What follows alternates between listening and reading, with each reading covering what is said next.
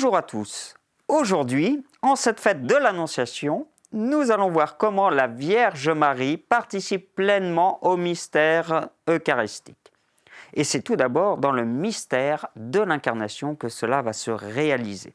En acceptant le message de l'ange Gabriel par son fiat, la Vierge Marie donne son approbation à la volonté de Dieu de nous envoyer son Fils pour que nous demeurions par lui, avec lui et en lui.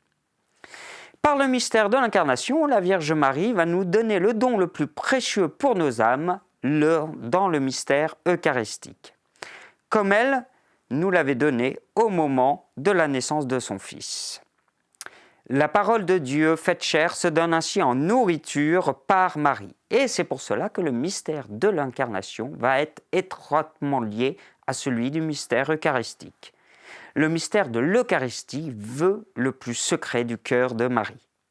Par le mystère de l'Eucharistie, la Vierge Marie réalise son vœu le plus secret en son cœur, celui de nous communiquer aux hommes le don qu'elle a reçu. Si elle désirait que le Christ puisse toucher et prendre le cœur de tous les hommes, c'est donc volontiers que Marie nous livre son Fils à chaque communion et devient ainsi, par cette livraison de son Fils en nous, médiatrice des grâces reçues à chaque communion. Voyons maintenant comment Marie devient médiatrice de toutes les grâces, spécifiquement dans celle de la communion. La médiation de la Vierge Marie dans la communion va revêtir une forme particulière. Étant le seul sacrement auquel Marie puisse redonner à chaque fois son Fils, et notamment son corps qui autrefois avait pris chair en son sein, c'est donc à travers chaque communion qu'il y a un renouvellement du mystère de l'Incarnation.